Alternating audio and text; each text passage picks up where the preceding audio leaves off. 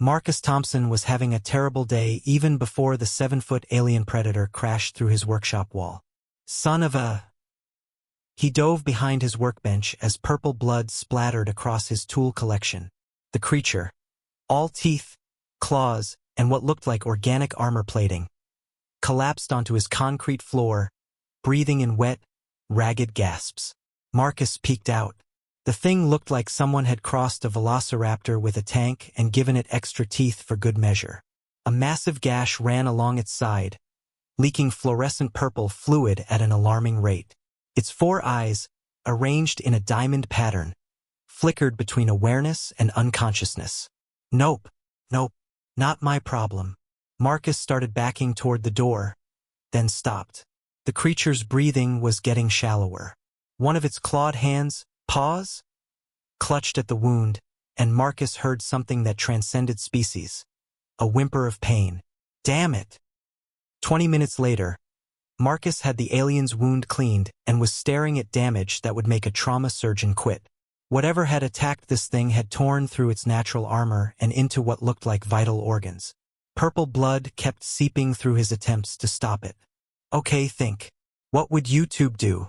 Marcus grabbed his phone, then remembered that how to perform surgery on alien predator probably wasn't trending, right? When in doubt, he reached for the sacred solution of human engineering: duct tape. The alien's eyes snapped open as Marcus began wrapping the industrial-grade tape around its torso. It made a sound between a growl and a question. "Don't look at me like that," Marcus muttered, continuing to wrap. "This stuff held my bumper on for 3 years. It'll hold your guts in for a few hours." He used an entire roll, creating a silver bandage that covered the wound completely. The bleeding slowed, then stopped. The alien's breathing steadied. "See? Good as." The creature moved faster than Marcus could track. One moment he was standing, the next he was pinned against the wall by a clawed hand that could crush his ribcage like tissue paper. For alien eyes bore into his 2 human ones. Then, slowly, the creature released him. It looked down at the duct tape bandage, touched it gently, then back at Marcus. His head tilted in what seemed like confusion. "Yeah, I know. It's not pretty. But..." The alien dropped to what might have been knees and lowered its head to the ground. "Whoa, hey, no need for that. I just..." A sonic boom shook the workshop. Through the hole in the wall, Marcus saw more aliens arriving. Dozens of them, all armed with weapons that looked like they were designed by H.R. Geiger having a nightmare. They saw their wounded comrade and immediately pointed every weapon at Marcus. The injured alien rose and stepped between them, gesturing wildly and making sounds that Marcus's brain tried and failed to process. The newcomers looked at the duct tape bandage, then at Marcus, then back at the tape. One by one, they lowered their weapons. Then, to Marcus's horror, they all dropped to their knees. "Oh, come on." 6 months later, Marcus stood in what the aliens called the Temple of the Silver Salvation, watching thousands of 7-foot predators prostrate themselves before a 50-foot statue of him holding a roll of duct tape. "This is getting out of hand," he told Krexvar, the alien he'd saved and who now served as his reluctant translator.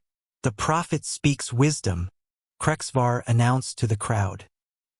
"His humility only proves his divinity. That's not what I..." Behold, a young alien warrior approached, showing a perfectly healed wound. "I used the sacred adhesive as the prophet taught. The binding of all things saved my life." Marcus rubbed his temples. It had started simple. After his first patient survived, word spread. The aliens, the Vexhi, were apex predators with technology centuries ahead of Earth. But somehow they'd never invented adhesive tape. Their medicine was advanced but focused on bioregeneration and nanosurgery.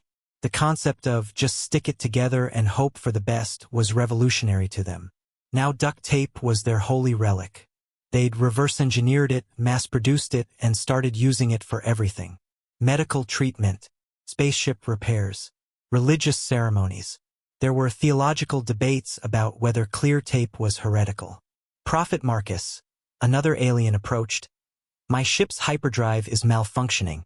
How much sacred adhesive should I apply?" "I don't know," I fix cars, not spaceships. The prophet tests our faith. Apply as your heart tells you. The alien ran off, probably to tape his entire engine together. Kill me, Marcus muttered. The prophet wishes to ascend to the next realm.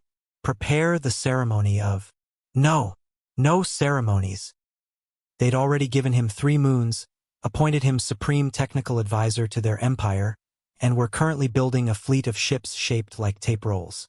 Every time he tried to explain he was just a mechanic from Detroit who got lucky, it reinforced their belief in his divine humility. As Marcus watched another group of aliens carefully studying the Holy Manual, his workshop's duct tape instruction sheet, he sighed. Humanity had made first contact with an alien species, prevented an interstellar war, and accidentally created a techno-religion. All because he'd been too soft-hearted to let a wounded creature die and too human not to reach for duct tape. Could be worse, he muttered. At least they haven't discovered WD-40 yet. Krexvar's eyes widened. WD-40? Is this another divine tool? Marcus closed his eyes. He'd just made it worse.